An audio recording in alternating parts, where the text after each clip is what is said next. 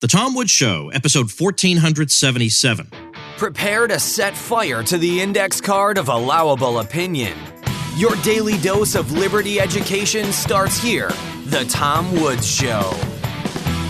Folks, I don't know about you, but I am running into a lot of progressives saying, look, police, fire, schools, these are all great examples of socialism. Well, let's focus on that school example. I've got a free ebook called Education Without the State that makes a pretty darn good case for a stateless approach to education. Pick it up at nostateeducation.com. Hey everybody, Tom Woods here. I'm joined today by Larry Ludlow. Larry, is it okay if I mention, and if it's not, I'll go back and re-record this whole thing, that you're a member of my supporting listeners group? Is that okay? Is that something you want the public to know? That's fine. I'm a proud member. All right, that's good. Because some people may want to stay anonymous when it comes to that. But anyway, Larry's a member of the group, and the other day posted an article in there that he'd had published. Was it over at American Thinker? Yes. Okay. About his experiences as a public school teacher, and particularly his recent return to that line of work temporarily, and what his observations tell us, because I feel certain that we can extrapolate from those observations and to what's going on all over the place. But I'd like to start off, Larry, with a bit of your background about you were apparently in education, you did a bunch of other things, then for some reason you got back into it. Can you just fill in those blanks for us? I had taught in the Detroit public schools for a couple of years back in the early 1980s.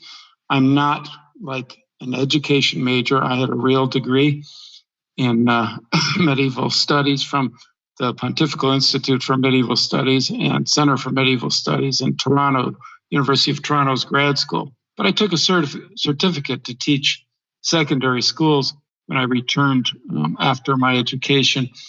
And I didn't care for it. It was violent. There were about 20 shootings in the Detroit public schools the last year I was there. And I think about 250 teacher muggings in the schools. Bad statistics. So I became a writer and manager of writing departments for the next 35 years. And 2018, which in October, being semi-retired, I do a little business still. A neighbor across the street whose son is a student and whose daughter is a student at Grosse Pointe South High School in a suburb of Detroit, Michigan. They had lost a Latin teacher in kind of a little meltdown that the guy had. And they were midterm, and there aren't too many people that can teach Latin anymore. And so they wanted a replacement really fast. And so I went in for an interview on a Friday afternoon, and they had me teach a couple of test classes the following Monday to the first and second year Latin students. And I did that for 3 hours. There were 3 courses for the 2 levels. And then they hired me by Wednesday, and I was already teaching either Thursday or Friday that week. And they weren't paying me at the time because I didn't get on payroll till the next week. But I kind of didn't care because I was just jumping in there to help out through instinct. I volunteer a lot in my neighborhood, so just trying to help out was my first thought. And I didn't give a lot of due consideration to what it was like to be in a public school again. Now, you wrote this article for the American Thinker in which you shared some of your experiences and impressions. And then we discovered in the private group that you had a much longer version. And I said, I'd like to look at the longer version, and then we'll talk about it. So I'm going to think if you're maybe we have to talk to American Thinker about whether or not I have the right to publish your long piece. So I don't know. It's the publisher. He's been queried, and he courtesy copied me on other requests, and they don't care about that at all. They don't even care if you republish the one that was in American Thinker. Okay, so what I'll do is, let's say I'll do a redirect here. You'll be able to read the article at tomwoods.com/Larry. That will take you to a post on my site where I'll put up the whole thing for people to read. So let's dive into the sorts of things that you noticed. And the first of these things really was the attitude almost more of the parents than the students, but it's hard to know who's first and who's second there with regard to effort that's expected of them, with regard to how easy it ought to be to get a good grade, with regard to, frankly, the importance of education. Let me put it this way. Everybody in America feels obligated to say education is just so important. And, when there's a ballot initiative raising our taxes for education, well, we've got to go out and vote for it because education is just so important. We need our kids to be educated over and over and over, like a religion, over and over and over and over. They talk this way. And I don't believe it. I don't believe that they actually in their heart of hearts believe what they're saying. And you are about to give us evidence that they don't really believe it. But to me, it's that I look at the parents themselves who are squawking about education, and not one of them's ever reading a significant book. I mean, yeah, I know. I'm not saying that statement is true with apodictic certainty, as Mises would say. There obviously are exceptions, but generally people are reading some trashy novel that they got at the airport bookstore. Here they are with the internet and resources like you wouldn't believe. None of them are using it to read Kant. None of them are none of them are thinking, I really need to know more about the classical philosophers or something like that. Would never occur to them. So I don't buy it. I think they're saying it because they believe that they're expected to say it. I don't think in these people's lives education matters really at all, except in terms of getting a piece of paper with some letters on it that will help their kids advance so that they can brag about them. I'm sorry, but that's just been my experience. Now, I'm not necessarily asking you to endorse that, but I am asking you to say something about what you said in your piece about your experiences with these people. Tom, I would endorse what you said completely. And not only do I endorse it, since I began talking about this issue, and I first broke this at the Midwest Peace and Liberty Coalition Festival near Kalamazoo, Michigan, I think it was in June. And people come from around the country to that kind of a camping event. And I sat on their stage and talked for an hour about this. And I was then interviewed for the School Sucks podcast by Brett Van Ott. And he did a second follow-up interview on this. And when I was finished with those, I had a couple of teachers, one of them from Ann Arbor, Michigan, home of the University of Michigan, and another one from Chicago who were attending. And they just concurred with everything I said. And since that, in the various blogs and Instapundit blogs and Reddit blogs and on the American Thinker blog, where the comments have now hit over 200 comments aside from my own, because I tried to be active in acting as a steward to the comments and acknowledging them. So I put in another 40 or 50 of my own. But there were several teachers, all of whom said this is exactly what they've been seeing. And there's a temptation to say, well, Larry's just another old man who, like old men throughout history, have seen a decline in standards. And we can see this in the works of Pliny as long ago as 2,000 years ago. But this is actually a real thing. I taught in the Detroit public schools 35 years ago. It was no heaven at that time. I was in one school, Redford High School, teaching French, and there was a shooting in another part of the school. I found out about it 3 or 4 hours later when I was leaving the school. They said, oh, yeah, there was somebody got shot in the other part of the building. And, you'd find out about this stuff a day or two later. I mean, it was that common. But those kids that I was teaching French to, again, this is not my main teaching area, French and Latin. I just happen to be pretty good at them. And in Toronto, I passed my PhD Latin exam, which is mandatory to get your graduate degrees there. It's a world famous school. Anyway, so when I taught French in Detroit, I had an all-Black population of students. All of those students were more motivated, better at their work, and more diligent, by and large, than the population of students at Grosse Pointe South High School. And to give your listeners an idea of what Grosse Pointe South High School is like, they should remember that the community of Grosse Pointe was built in the late 1800s as a getaway to millionaires that lived in Detroit.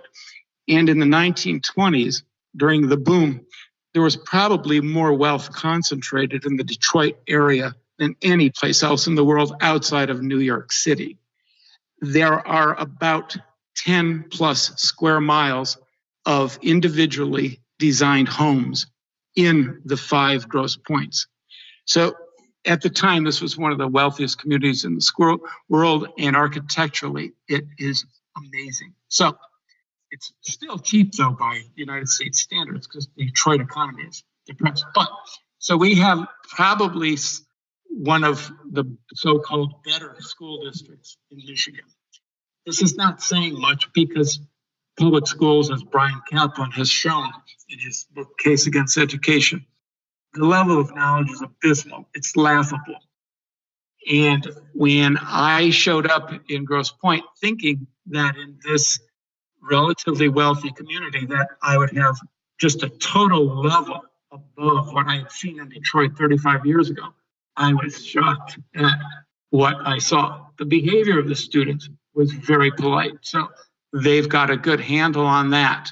It's also very PC, and I even showed during my interview process. But in my courses, the distribution of grades and work was what you call, I think it's bimodal. You had several top performers, and the rest were at the bottom of the scale. A lot of D's and E's and several B's and A's. There was very few people. There were very few of the students in the middle. Yeah, it's like a bell curve turned upside down. This is very strange. I started asking around, and I quickly learned not only from several teachers, but from several students. And they still talk to me now because I live on a corner in this city, and people talk to me because I'm always working outside in the garden. And I have student painters who've all attended these schools. I have been told by at least 10 people separately, oh yeah, the Latin classes at South, those are a slack class, and they put people in there just to dump them in so they can pass a language requirement and move on to college. And many people proudly point out on the Facebook pages for the Grosse Pointes that the University of Michigan automatically grants entrance to students who are graduates of the Grosse Pointe School District. This isn't saying much for U of M either, where McKinnon is the law professor who's got this legal theory that your race and class can determine your guilt or innocence in a trial. This is a total batshit crazy politics there. Anyway, so you see the level of misperception. People here believe that, and the school propounds this. When I was being interviewed, they, of course, showed me around this building, and it's gorgeous. It's 100 years old. The campus is lovely. It has slate roofs on this building, copper gutters and downspouts. It has limestone window frames and blocks all through the entrances and the corner accents. It's been featured, or they tried to feature it in the movie Grosse Pointe Blank, but they didn't get permission because it's about a graduate who could do nothing but commit crimes. But they have a library, a former library there, if you look up Clemenson Hall, that has marble columns and 2 floors of books. It's now used as an auditorium. The kitchen and the dining room are like Hogwarts in the movie, or if you've been to the University of Toronto, like Hart House, which is another beautiful hall. These are very beautiful facilities. There's stone everywhere. So you get the picture, but it's like a gospel where Christ says on the outside you're all dressed up, but inside you have dead men's bones. And it is. It's a bunch of pearl-clutching PC students with moms policing the PC dogma, and they want their kids to get that piece of paper and go on to the next place to get a piece of paper to bring in the money. It's a superficial system. They expect the piece of paper, and the pressure is on to give them those grades. And I had a constant battle with this kind of thing. Your experience was that the students you dealt with obviously with exceptions, you do point out, you try to be as fair as you can in this piece, that there were some perfectly good students, but it was shocking how low their skill level was, just in a variety of areas. I mean, for 7 years, I taught undergraduates, and once I got tenure, I used to assign a book by Thomas Sowell. Now, Thomas Sowell's a smart guy, but he writes his books for the general public. He's not writing them for other academics exclusively. He's writing them for the public. He publishes with a trade publisher. It's pitched to the general public. His books sold very well. And these kids could not understand what his thesis was. They could not. I was shocked. I thought, this is really going to open their minds about the way the world works. No, it's not, because they have no idea how to read a book. A simple book by Thomas Sowell's book, Civil Rights, Rhetoric, or Reality. And his point was, we've absorbed a lot of things that we think are true that are not true about civil rights, discrimination, poverty, income differences, education differences. And to the contrary, most of them thought he was saying racism is bad. Well, yeah, I mean, I'm sure he does think racism is bad, but that has nothing to do with his book. So, but they would look at a book like that, and all they could come up with, because I'm sure half of them didn't even try, was just some moral commonplace like racism is bad. Well, okay, what was his analysis? What was his argument? How is it different from what you hear from your peers all the time? They haven't got the slightest idea. So you're dealing with that. But you're also dealing with parents who, as you say, they want the kids to get good grades, and you say to them, but they don't do anything. Your student does not do anything. And did the parents say, oh, all right, well, listen, I'll light a bit of a fire under him and we'll see what happens? Yes, I'll give you. Oh, and by the way, let me jump in and tell people we've changed your audio input source. So if you sound different, that's the explanation. I'm sorry. Go ahead. Yeah, I can relate two incidents directly addressing this. One of them, I had a boy in my class. He lives on a street that is lined with incredible mansions. It's just a couple blocks away. And this boy, very quiet, but he rarely seemed to be paying attention. He seemed to be more paying attention to the kids around him. He rarely turned in any homework. His test scores were abysmal, and he had a hard time following in class. And the listeners won't know this, but I don't move on to a topic in my class if I haven't explained it in a number of ways. And I even noticing that they didn't understand grammar at all, these high school kids. And I understand that. I really was not big on that myself as a young student in either junior high or high school. I taught it to myself afterward. So I understood the lack of interest, but I gave opportunities to make up for grades so they could just pass it. But this boy did nothing in the class. His mother called me up one day and demanded that I raise his grade. And she said he'd been getting a B or something previously. And I told her, I said, your son doesn't turn in any homework. I asked the kids to participate in class because it brings them into the process. He's kind of a zombie at that point. His grades on the test were just abysmal.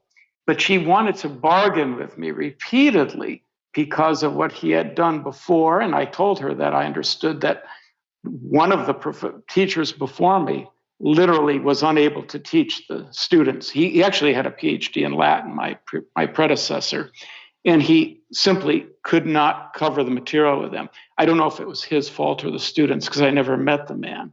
And there was a previous Latin teacher to him who had resigned. So I didn't know the situation totally at the beginning because I discovered all of these things later. Then I had another student. In contrast, this was a female student who was one of the top performers in the classes that I had. I would say she was probably one of the top 5. She was great. Her mother wrote me an email and said, Mr. Ludlow is unprofessional. Her daughter was a vegan. And so she was scandalized when I brought in a 13th century vellum manuscript in, and it touched her hand. And it was from a baby cow skin. And I kind of thought that was hilarious because how many teachers bring that in? But she was a very good student, but her parents requested a conference with me and the vice principal. So I come in there. They never addressed the so-called unprofessional behavior. And I don't know if it was that or the fact that I would tell kids, hey, if you need me off class hours, I can usually be found at Atwater in the Park Pub or at the library. Apparently, you're not supposed to admit that you drink or something. I don't know. But the parents come in there. The mother was a school teacher, and the father was just quiet. And their complaint wasn't about the parchment manuscript. It wasn't about mentioning that I can be available at this microbrew. It was that my grades might be too hard and that the daughter has homework. And if the students want to understand what a language class is like, there are very few classes at university or secondary level that require the constant attention that a foreign language does. You either get it or you don't. And it's obvious when you don't because the words just aren't there. So the objective is you work on it a little bit every day and you progressively master more and more components of the language. Well, this girl, even though she was a top performer, she had had a teacher the previous year who was one of the slack graders. She was accustomed to that regimen. And her parents were only concerned that I expected something more out of the kids than they were accustomed to. And this was actually a concerned parent. Her daughter eventually did very well. I would have given her an A. Yes, she was PC and wrapped too tight, but she was a great student. But even the best student was shocked that they actually had to deliver. And this student bucked up and did it, as did all of the good students. So that gives you a little flavor of how that goes. But again, many teachers would come up to me in the halls and in the library when they found out later on that I was going to resign. And they just gave me these secrets one after another. All right, folks, before we get into more detail here, it's pretty obvious this is a profession that involves a lot of difficulty and frustration. And I think that is what a lot of people are feeling these days. Overwhelmed, run down, frustrated. And I know what I'm about to recommend to you may seem outside your comfort zone, but what could it hurt? There are a whole lot of people whose quality of life has improved dramatically because they've taken up meditation. And a very, very easy and pleasurable way to do that is with Simple Habit, an extraordinary app that has over 65,000 five-star reviews, and it offers short meditations that can be consumed in 5 minutes. And these are very practical meditations that apply to specific sorts of problems that you might be having. What can it hurt to try it out? The Simple Habit app has hundreds of meditations available for free and thousands with the premium subscription. And Tom Woods Show listeners can get 30% off that premium subscription at simplehabit.com/woods. So head on over to simplehabit.com/woods, grab that 30% off the premium subscription, and find out what all the fuss is about. Let's go on to the area where I think people expect to hear some horror stories, and that is the political aspect of things. That is the political views that are imposed on the kids, or the preconceptions that the students have, or their resistance to new facts or unapproved facts, or anything along those sorts of lines. You share a bunch of examples of these. Give us a few. Yeah, the PC nature of the school was apparent to me even during my interview. Here I am sitting in a room with two vice principals, the head of the language department, the other Latin teacher, an Italian teacher, and a Spanish teacher, and I think a French teacher. And we're just relaxing. And I happen to actually have known the author of the textbook that they used in their system. And one of the questions they asked me was, how would you encourage a student that's failing to understand the language? And I went through several scenarios of how you can approach this, by actually moving about the room to show the difference, say, between a direct object and an indirect object. I'm not going to go into the weeds for the listeners, but there are ways you can do this and draw diagrams. And I'm pretty good at this. But at the end of it, I thought I'd lighten it up with a little bit of a joke. And I said, well, if all else fails, I can always just tell them, look, if the Italians can master Latin at one point, so can you. Now, this is a totally innocent ethnic joke. We're talking to adults here, all of whom were my age or younger. There's clearly no ethnic slurs intended. It's to lighten it up. And I could see all of the faces stifling a chuckle. They wanted to laugh, But then their eyes went over to the vice principal, who was just puckering his little lips, and in his quiet voice said, well, we can't have any of that kind of talk in our classes. And I just looked at him and said, fine, if that's the way things go here, I'll just have to avoid much of a sense of humor here, given that. So I hope your listeners understand the level of policing that goes on. But when it came to the classroom, some of the funniest things that happened, I've already related the bit about my bringing in this 13th century manuscript and the outrage that someone who is a vegan would touch something that was once a baby cow. Never mind that they're never going to see one again or handle one. The anti-Trump derangement syndrome was totally widespread among the teachers. And I don't know how many of the students, because I never talked about politics to the kids. I just made it just my watchword. I had found out subsequently that the principal of the school on the day after Trump won the election actually had an announcement to quell any tears and wretched feelings and soothe the souls of the students, apologizing for the election. This is what goes on at that school. In 2018, the shooting in the Lakeland, California school, I forget, the Marjorie Stoneman school, that really was such a hullabaloo. The kids marched out of school after that in that day of rage. And this was before they found out that the FBI hadn't acted on tips about the shooter, that the school security was hiding, and that the Broward County Public Schools, where the Parkland, Florida shootings occurred, that the school had a policy of allowing violent students in so that it wouldn't single out minorities.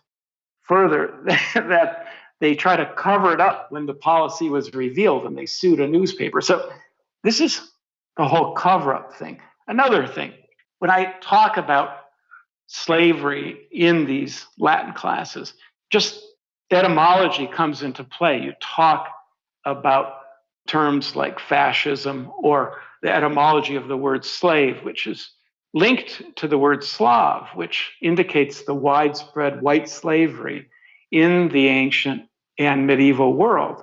And the students were just stunned that it wasn't only something that happened in America to African Americans. And they thought that the Americans were the only ones who practiced it. There was head shaking when I pointed this out. They had never heard this before. They'd never heard that it was in the West that slavery was first made illegal. Or that it even could be resolved without a civil war.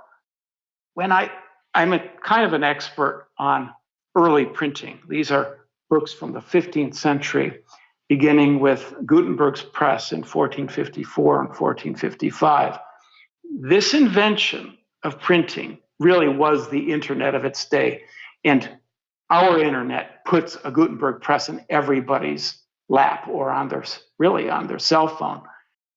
And so the day before Thanksgiving, I thought I would give kind of a break and a relief. And I brought in some incunable samples, 15th century print samples versus manuscripts. And I had a nice slideshow. I've given this presentation at libraries across the United States. And I've lectured at the Newberry Library in Chicago, where they have a huge manuscript and incunable collection. So we're done with this.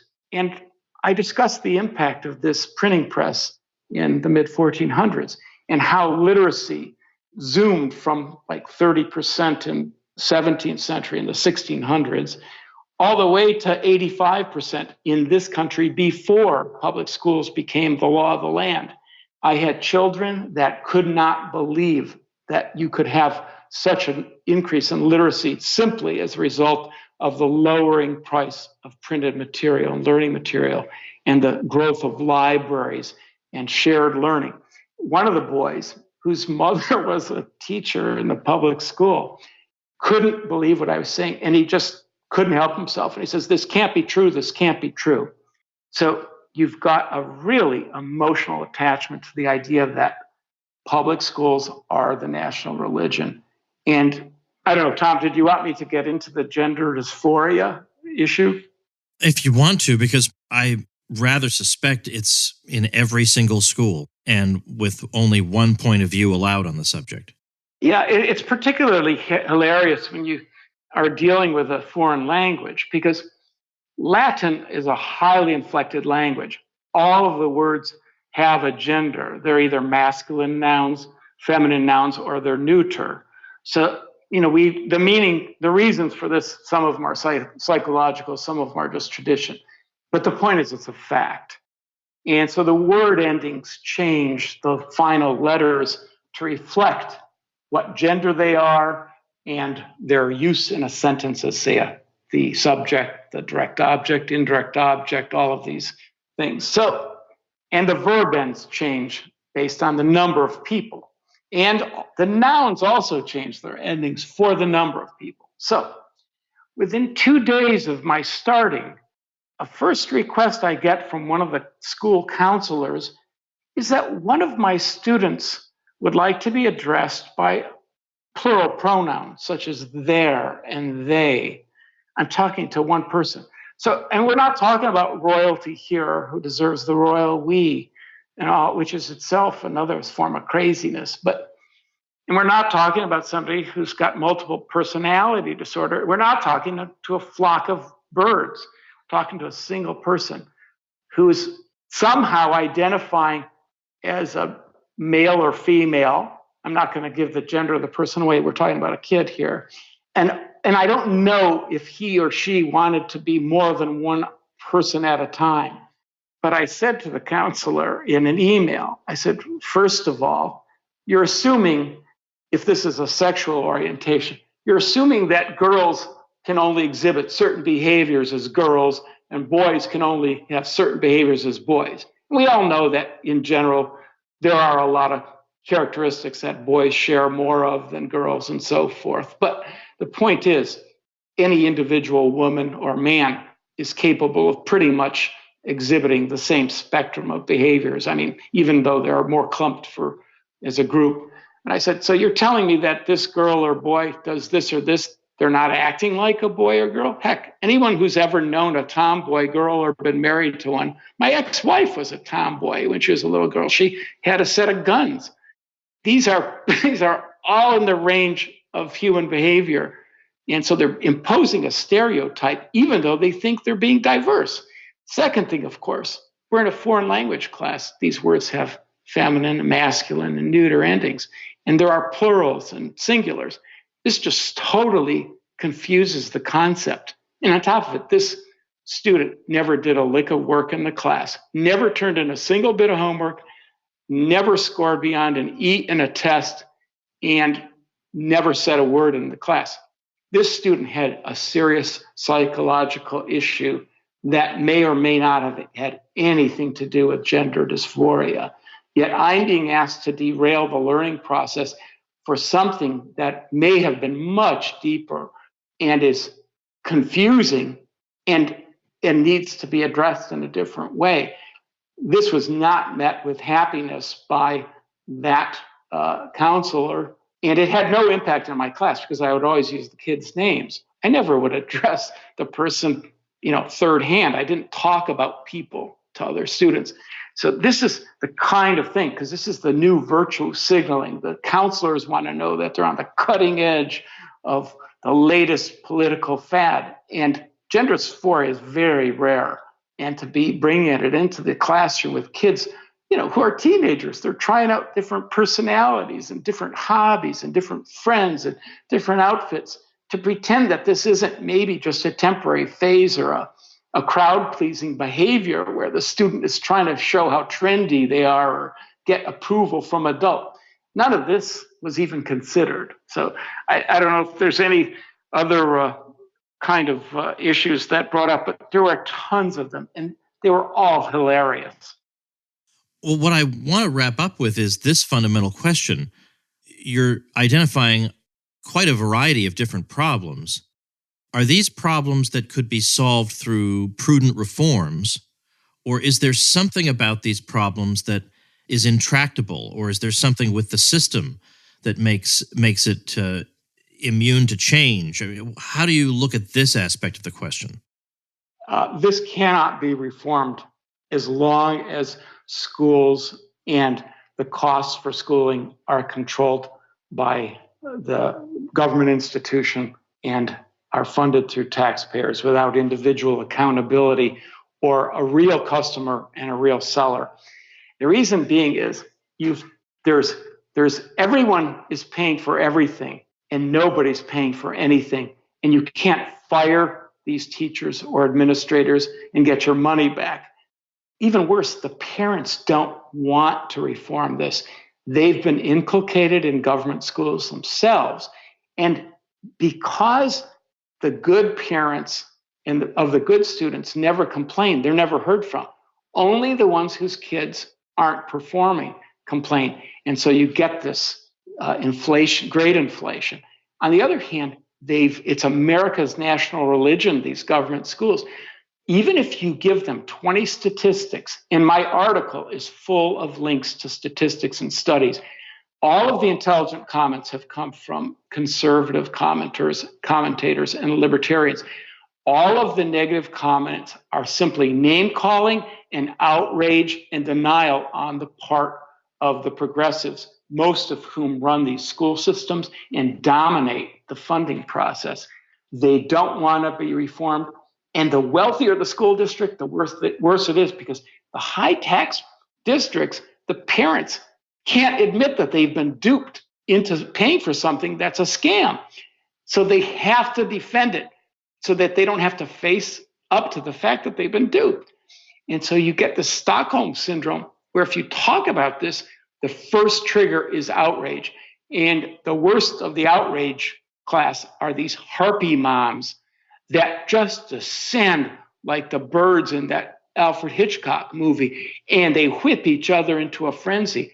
They never talk about the facts. You can call out a million facts and demonstrate it in front of their eyes. You are the enemy. You said the unspeakable. It can't be reformed from the inside. Wow. Well, I'm going to link to your original piece and to the lengthier piece at tomwoods.com/1477. If you want to just go directly to the piece itself, tomwoods.com/Larry is where to go. I would also mention to folks, if you're thinking about making the great escape from this system, well, you know, I have a certain bias toward the Ron Paul curriculum because I created 400 videos for it. So ronpaulhomeschool.com is what you want to check out there. And also I have a free ebook called Education Without the State, which you can pick up at nostateeducation.com. Larry, thanks so much for your time today. It was a pleasure, Tom. All right, that's it, everybody. Thanks so much for listening. Make sure you subscribe at tomwoods.com/Apple, and I'll see you next week. Become a smarter libertarian in just 30 minutes a day. Visit tomwoods.com to subscribe to the show for free, and we'll see you next time. Like the sound of The Tom Woods Show? My audio production is provided by Podsworth Media. Check them out at podsworth.com.